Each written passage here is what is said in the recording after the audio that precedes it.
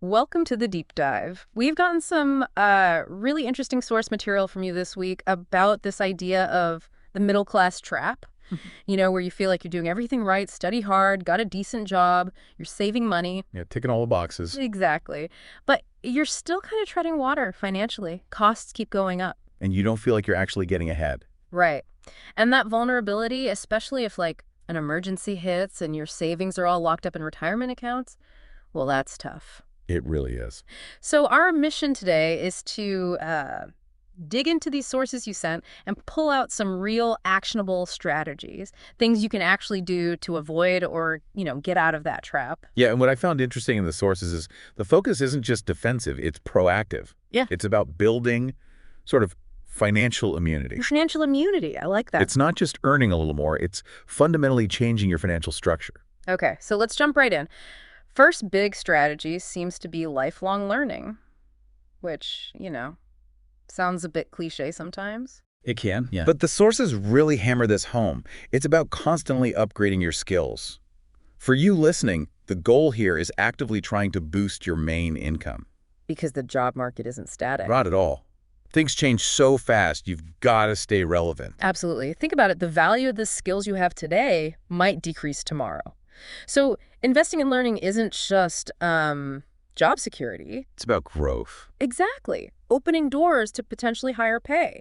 Like, look at AI right now. Huge demand.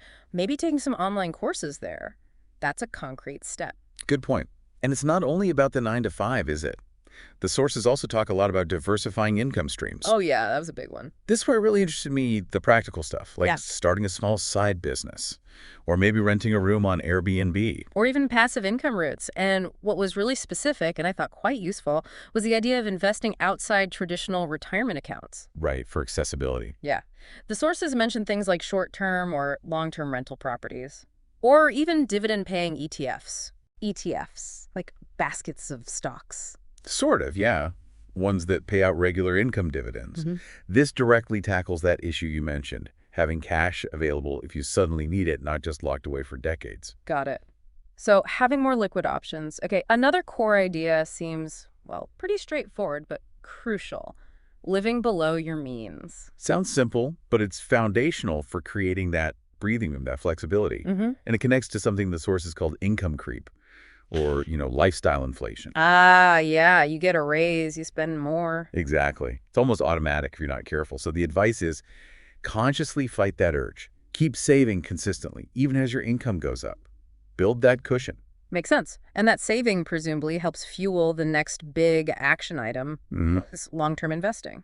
Precisely. The source is pointed towards assets like broad market index funds. Low cost, diversified. Right. Or maybe starting your own business, if that's your thing. Or real estate again. But the crucial detail here, it seems, was about the returns after you account for fees and taxes. Yes. So important. It's not just the headline growth number. What do you actually keep? What's the real long-term expectation? So index funds often get recommended partly because fees are generally lower. That's a big part of it, yeah. Lower fees plus diversification. Okay. And the last major theme, adapting to technology. This feels huge right now. It really is. The pace is just, wow. So the advice is to lean into it, embrace automation, AI, digital tools. Yeah, don't see it as just a threat. See it as a tool, an advantage you can leverage. How so? Well, understanding and using these tools can make you more efficient, maybe open up new ways to earn money, and definitely helps you avoid getting left behind. Like using AI for admin tasks, freeing up time. Exactly. Frees you up for higher value work, strategic thinking. Yeah. It's about staying competitive. Okay, so let's wrap this up for everyone listening. We've basically covered 5 key actions from the sources you shared.